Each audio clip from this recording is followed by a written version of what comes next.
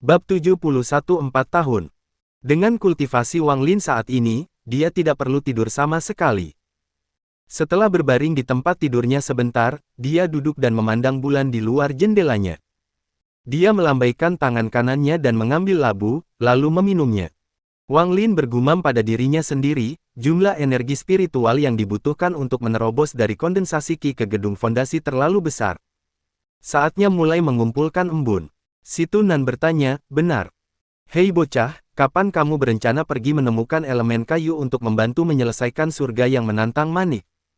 Wang Lin merenung sejenak, lalu berkata, pertama, saya akan mencari tempat terdekat untuk bersiap menerobos ke Foundation Building.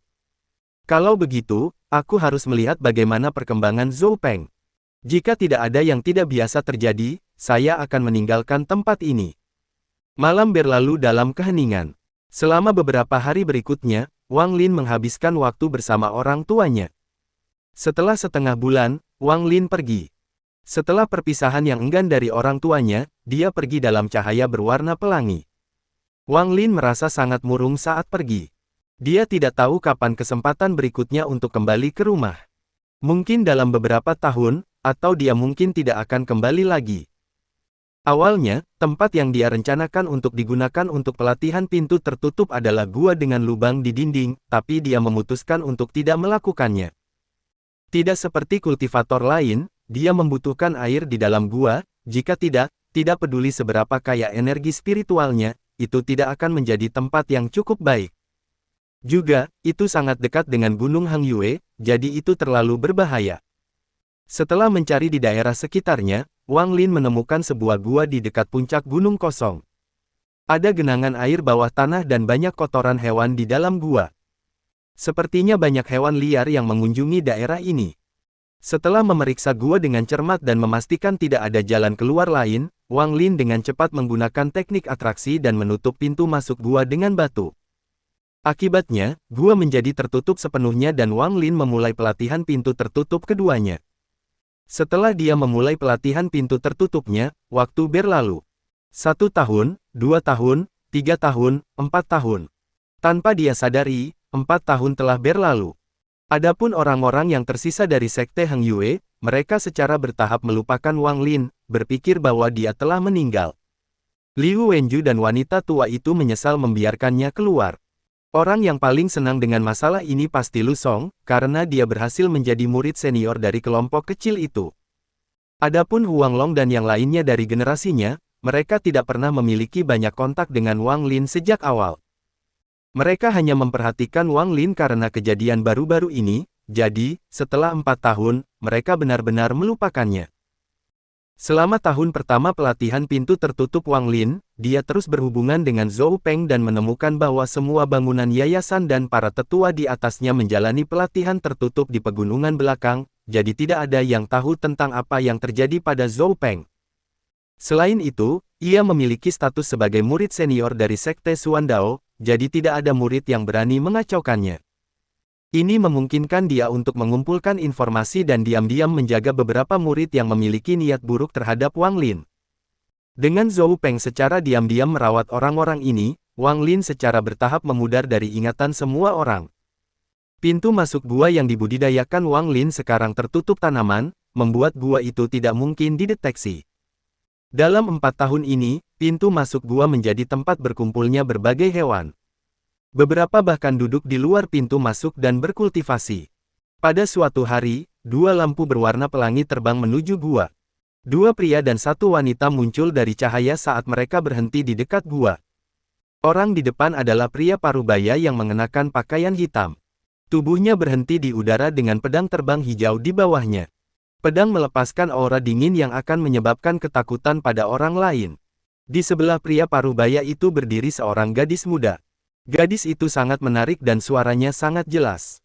Kakak ketiga, kamu harus membantuku menemukan monster roh kristal.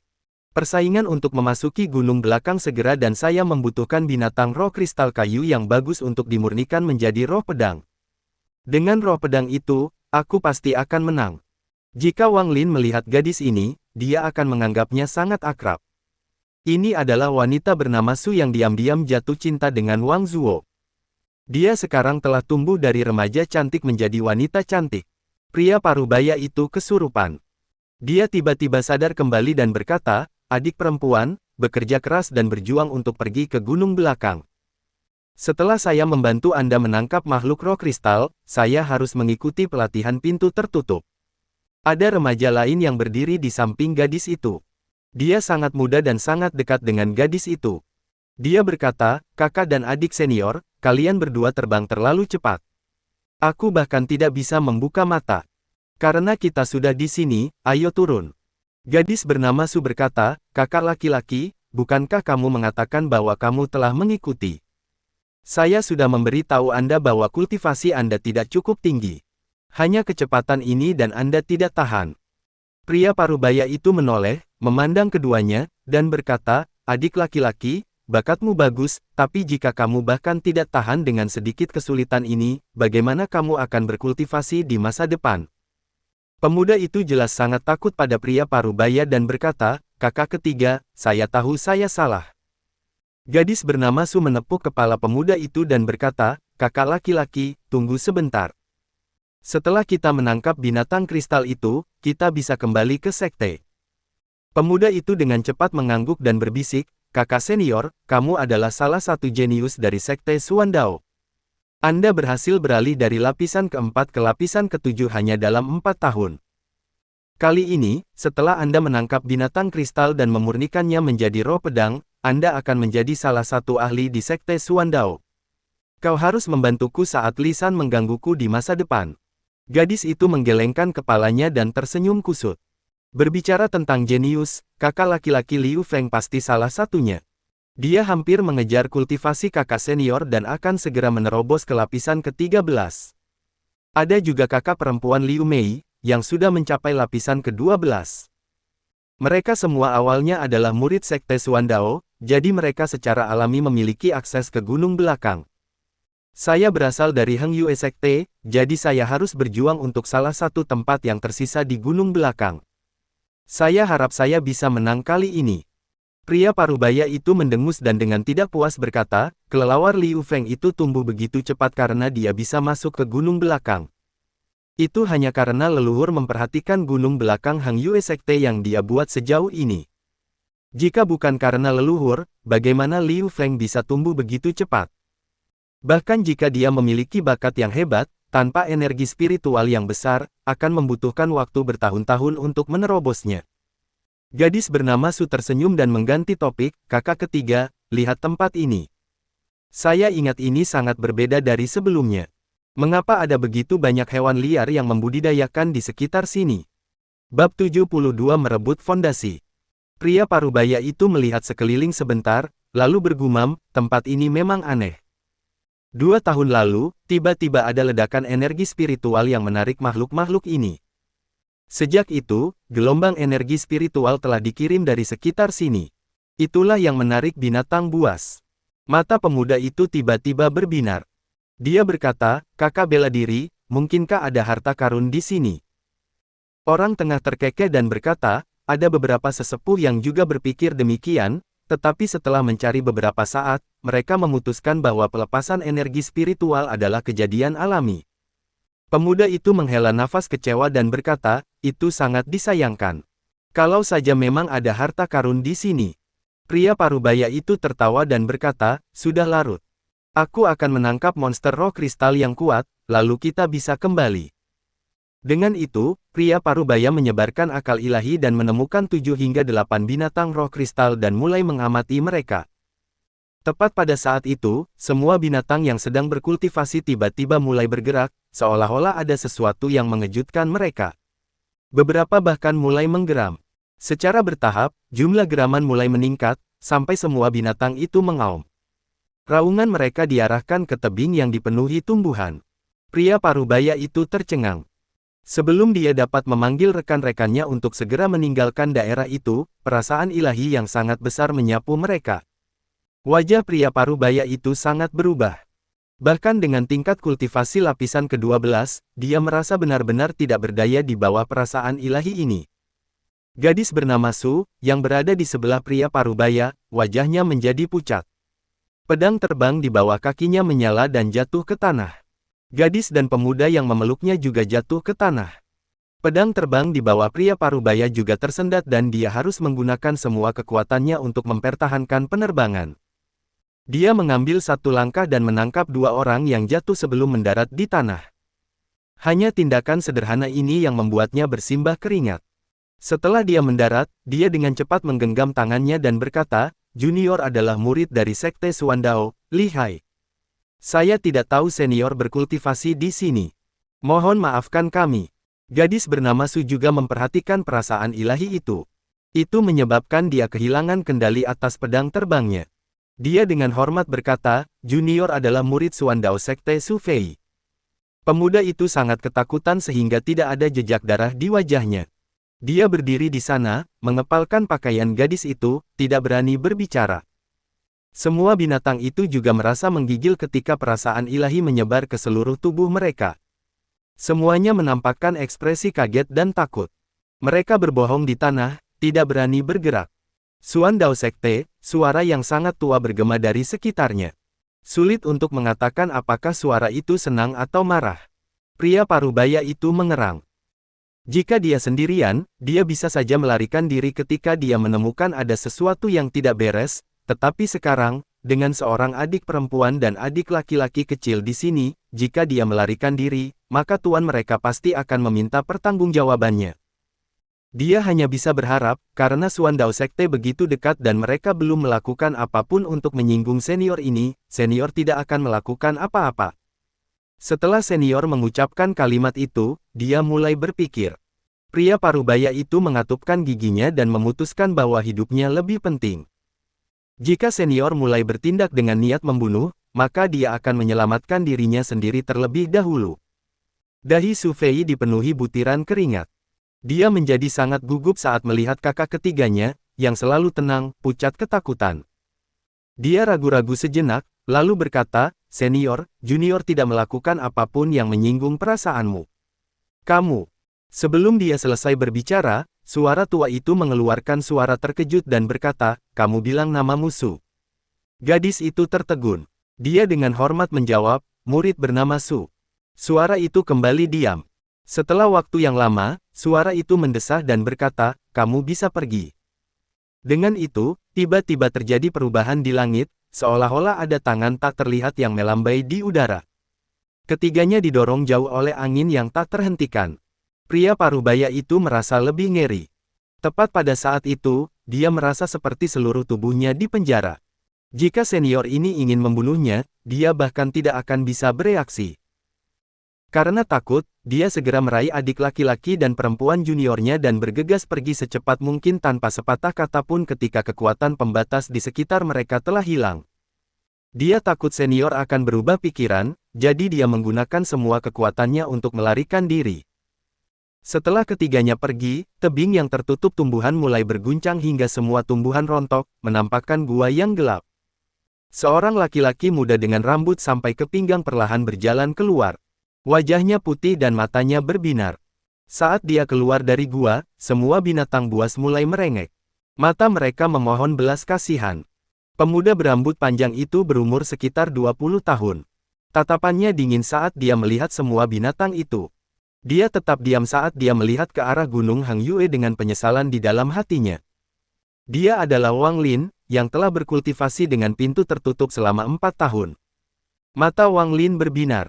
Dia bergumam pada dirinya sendiri, "Saya telah mencapai puncak kondensasi Qi sejak lama, tetapi mencapai gedung Foundation terlalu sulit. Saya sudah mencobanya berkali-kali, tetapi masih belum bisa menerobos.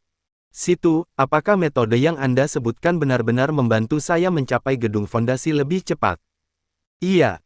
Sudahkah Anda memutuskan untuk menggunakan metode saya?" Situ Nan tersenyum bangga. "Sudah kubilang sebelumnya, saat mencapai tahap membangun fondasi itu sulit, jika kamu menggunakan metode saya, itu pasti akan berhasil." Cahaya dingin melintas di mata Wang Lin. Dia berkata, "Tapi aku bahkan tidak bisa mengalahkan seseorang di tahap foundation building. Bagaimana aku bisa menangkapnya hidup-hidup?" Situ Nan tertawa terbahak-bahak dan berkata, "Kamu dapat yakin, karena kamu memiliki saya di sini. Kali ini, untuk membantu Anda mencapai foundation building, saya akan mengambil risiko lain dan menggunakan teknik saya lagi. Selama Anda dapat menemukan saya celah, saya dapat membantu Anda menahan orang itu. Anda lebih baik menemukan seseorang yang baru saja mencapai foundation building jadi saya tidak perlu membuang terlalu banyak esensi. Wang Lin merenung sejenak, lalu menghela nafas. Dia tersenyum keriput. Situ, pencurian yayasan ini sangat keji. Siapapun yang saya curi pasti akan mati, jadi mari kita tunggu dan lihat dulu. Situ Nan berkata, dengan ketidakpuasan, kamu. Saya telah memberi tahu Anda berkali-kali bahwa, di dunia kultivasi, mangsa yang kuat dari yang lemah. Membunuh orang lain untuk keuntungan Anda sendiri sangatlah normal. Dengan sifat penyayang Anda saat ini, berapa lama Anda akan mencapai transformasi roh? Jika Anda tidak ingin menggunakan metode saya, Anda juga bisa mencari elemen kayu. Jika Anda dapat mengisi surga yang menentang manik dengan elemen kayu, peningkatan tersebut akan memberi Anda energi spiritual yang cukup untuk mencapai gedung fondasi. Jika Anda tidak akan melakukan salah satu dari itu, dan tidak memiliki kultivator jiwa baru lahir untuk membantu Anda, jangan pernah berpikir untuk mencapai bangunan dasar. Wang Lin merenung sejenak, lalu berkata, saya ingin tahu bagaimana orang lain mencapai gedung Rich Foundation. Situ Nan mendengus dan berkata, sederhana saja. Jika mereka memiliki sekte, maka seorang kultivator jiwa baru lahir menggunakan kultivasi mereka sendiri untuk membantu murid mencapai bangunan yayasan. Jika saya masih memiliki tubuh saya dapat melakukan hal yang sama dan membantu Anda. Di negara asal saya, status kultivator jiwa baru lahir seperti kultivator formasi inti di sini. Meskipun jumlahnya tidak terlalu banyak, itu cukup untuk membantu para murid mencapai foundation building. Bab 73 Kota Tian Sui. Wang Lin menarik napas dalam-dalam. Dalam 4 tahun ini, dia telah mencapai puncak kondensasi Qi dalam 2 tahun. Dia menghabiskan tahun-tahun yang tersisa untuk mencoba membangun pondasi, tetapi tidak berhasil. Tetapi karena dia terus mencoba untuk masuk ke dalam gedung fondasi, jarak antara tubuh aslinya dan tingkat kultivasinya menjadi jauh lebih kecil. Alih-alih terlihat seperti berada di lapisan ketiga, dia sekarang terlihat seperti berada di lapisan ke-8. Wang Lin bergumam, gedung fondasi, matanya bersinar saat dia membuat keputusan. Dia menamparkan tas pegangannya dan pedang terbang yang tampak sangat mewah keluar. Itu berputar di sekelilingnya sekali sebelum berhenti di depannya. Wang Lin menginjak pedang terbang itu. Tubuhnya bergerak dan menghilang dalam seberkas cahaya. Semua binatang yang tergeletak di tanah akhirnya sedikit rileks dan dengan cepat tersebar. Wang Lin berkeliling Gunung Hang Yue dan dengan cepat terbang pergi. Gunung, dataran, hutan, dan desa tampak sangat kecil di bawah Wang Lin saat dia terbang melewati mereka. Dalam sekejap mata, desa tempat dia dilahirkan mulai terlihat. Wang Lin merenung sejenak, lalu terbang melewati desa bahkan tanpa menoleh. Gunung Hang Yue terletak di perbatasan utara negara Zhao. Itu adalah lokasi yang sangat terpencil, dengan kebanyakan orang tinggal di desa-desa kecil. Tujuan Wang Lin adalah kota 10.000 km dari sana. Kota itu bernama Kota Tian Sui dan merupakan kota terbesar di bagian utara Zhao. Wang Lin hanya mendengar tentang Kota Tian Sui. Gurunya memberitahunya bahwa ada 100.000 tentara ditempatkan di sana. Wang Lin selalu ingin pergi ke sana sejak dia masih kecil. Sebelum dia memasuki dunia kultivasi, impian terbesarnya adalah menjadi terkenal di ujian negara, kemudian menjadi pejabat tinggi di ibu kota, dan memindahkan orang tuanya ke sana juga. Pikiran Wang Lin menggemakan keinginan masa mudanya. Dia tersenyum saat terbang menuju kota. 10 hari kemudian, Wang Lin menjadi bingung saat dia melayang di udara dengan tawa mengejek si Tunan yang mengotori udara. Aku melihatmu terbang selama beberapa hari berturut-turut. Aku pikir kamu tahu jalannya, tapi ternyata kamu tidak tahu. Wang Lin mendengus dan berkata, jika bukan karena kamu memintaku pergi ke hutan ini, aku pasti sudah menemukan kota itu sekarang. Si Tunan tertawa. Ada banyak hutan yang menuju ke sana, jadi ada kemungkinan ada beberapa unsur kayu yang bisa diserap oleh manik-manik. Saya melakukan ini untuk keuntungan Anda. Wang Lin hendak berbicara, tapi tiba-tiba berhenti. Dia melihat kereta gerbong di jalan di bawah. Liu San, kepala layanan pengawal perkasa di kota Tian Sui. Meski tubuhnya tidak besar, dia sangat kuat. Dia telah menguasai telapak tangan pembelah gunung ke tingkat yang tinggi dan dapat dianggap sebagai salah satu ahli di kota Tianshui. Dia biasanya tidak keluar untuk mencari pekerjaan. Tapi kali ini, pengiriman itu terlalu penting, dan menarik terlalu banyak perhatian. Itulah mengapa keluarga utara memintanya untuk datang. Liu Shan adalah orang yang santai dan suka berteman. Semua orang di tim pengawal memberinya banyak ekspresi. Dia saat ini dengan bangga menunggang kudanya. Pengiriman ini sudah dikirim dan meskipun ada banyak pencuri dalam perjalanan, mereka semua ketakutan dan tidak menimbulkan bahaya.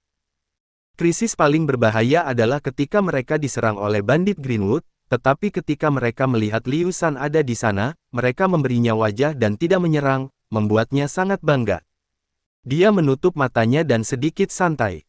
Kota Tianshui ada di depan, jadi tugas oleh keluarga utara ini dapat dianggap selesai.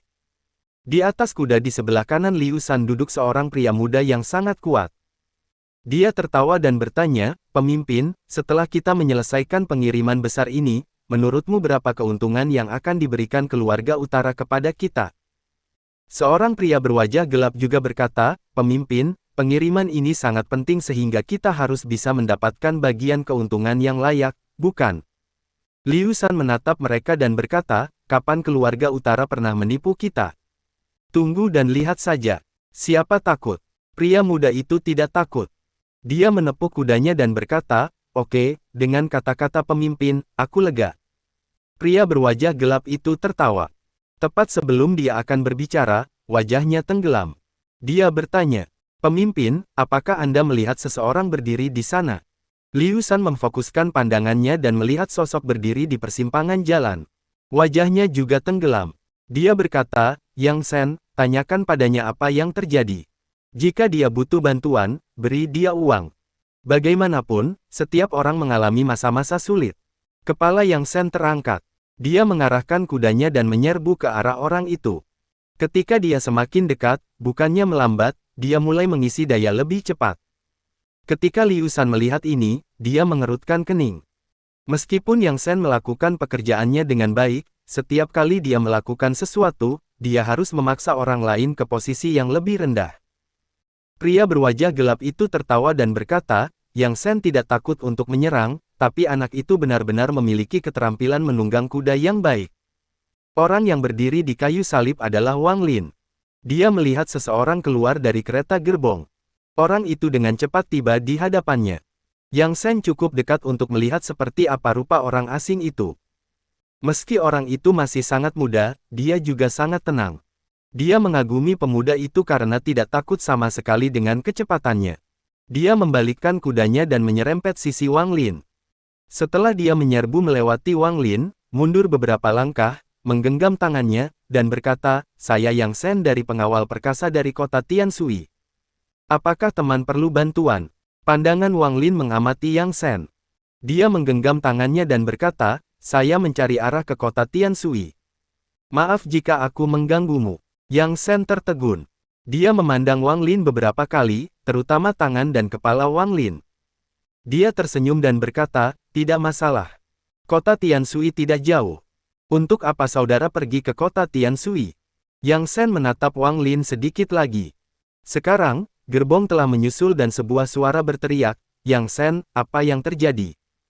Yang Shen membalikkan kudanya dan berteriak, "Itu adalah anak yang tidak tahu seni bela diri yang mencari arah ke kota Tianshui." Liu Shen memegang kendali dan dengan cepat mendekat. Matanya berbinar saat dia memandang Wang Lin dan berkata, "Teman, siapa namamu?"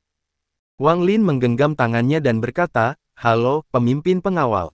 Nama saya Wang Lin. Ini adalah pertama kalinya saya meninggalkan rumah, jadi saya berharap pemimpin pengawal dapat memberitahu saya arah ke kota Tianshui." Bab 74 Bencana Berdarah.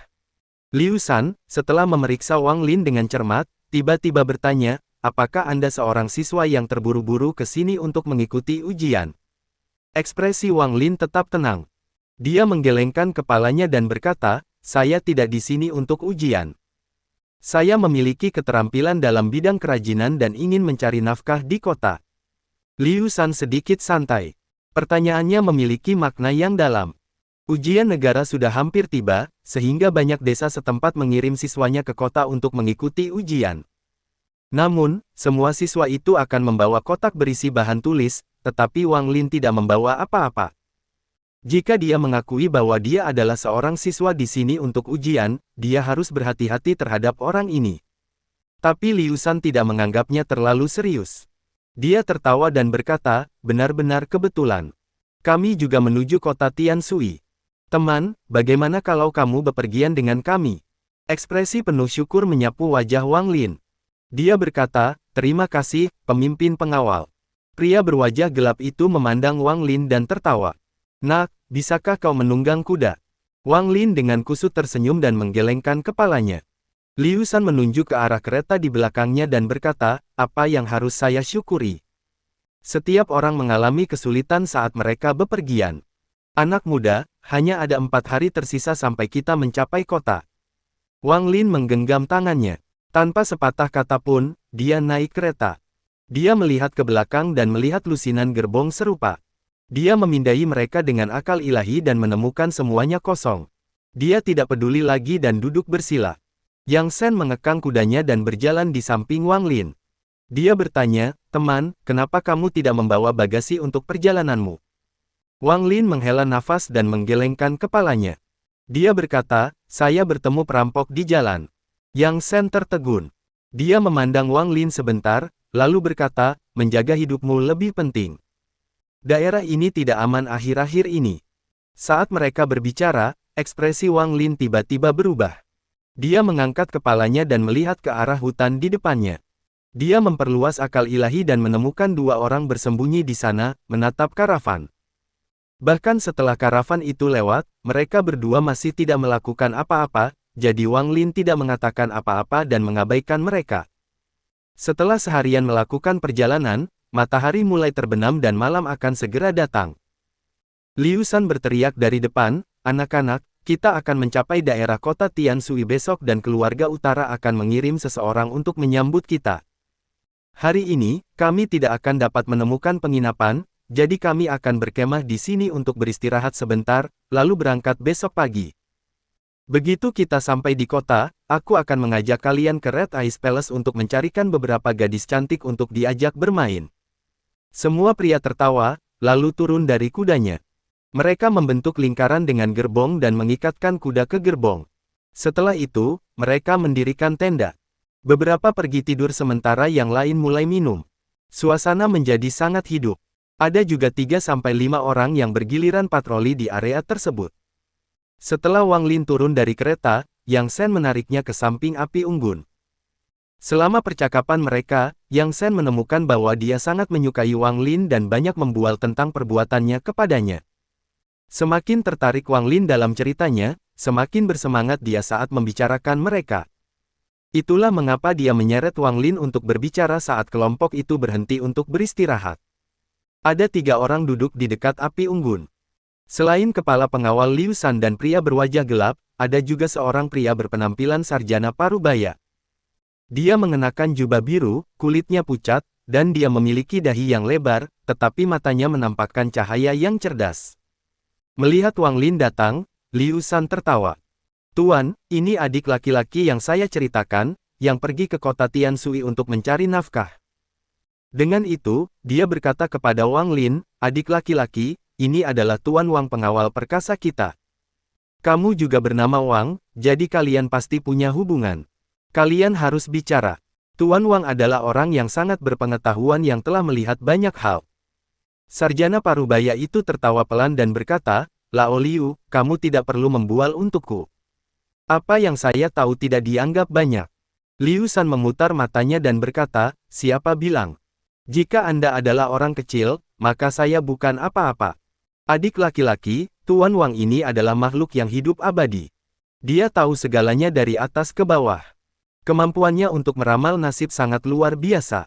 Wang Lin dengan hati-hati memandang pria parubaya itu. Dia tersenyum dan berkata, Tuan, Anda penuh energi dan mata Anda bersinar terang. Anda jelas orang yang sangat cerdas.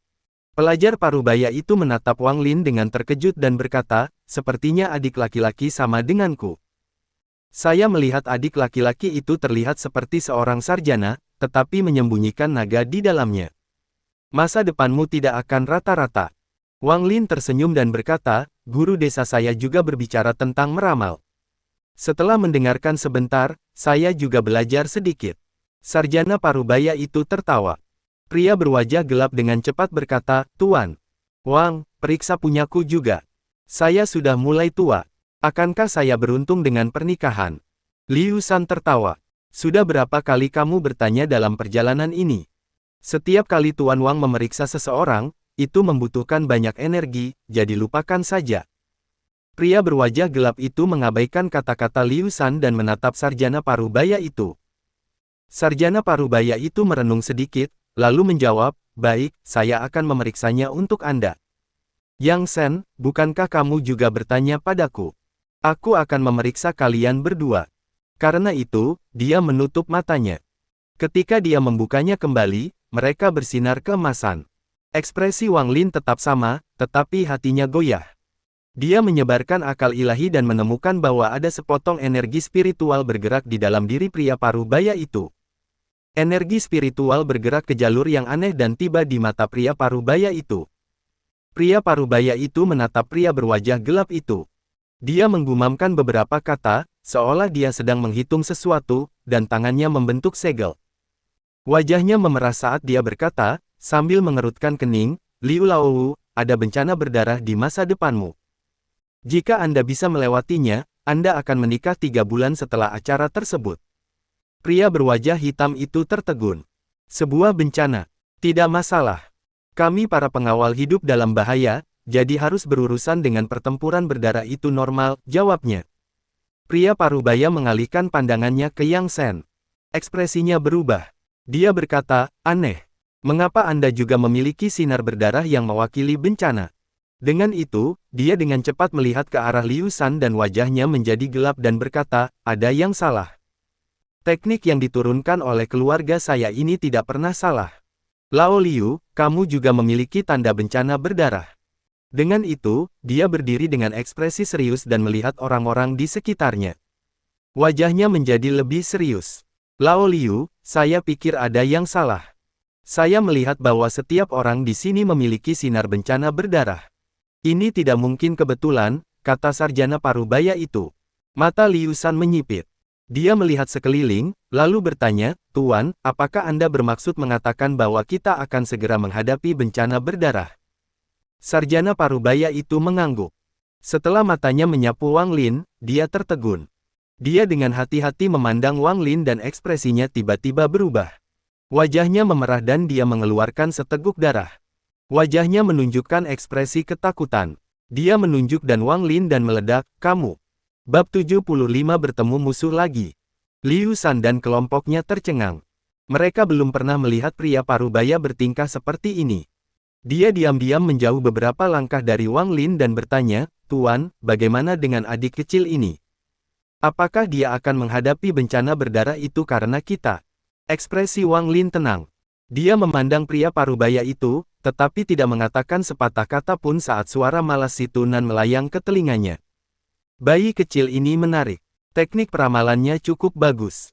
Ketika berbicara tentang orang normal, dia dapat melihat tanda-tanda masa depan mereka, tetapi ketika dia ingin melihat ke masa depan kita para kultivator, itu seperti berjuang di air. Saya mengiriminya beberapa kenangan tentang saya menghapus sekte dan dia tidak bisa mengatasinya lagi. Hanya dalam satu nafas waktu, sarjana parubaya itu berkeringat.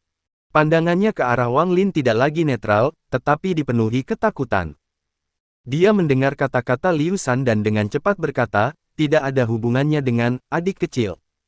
Keterampilan saya tidak cukup baik. Aku tidak bisa melihatnya, tidak bisa melihatnya. Dengan itu, dia berulang kali membungkuk dengan ekspresi pahit di wajahnya.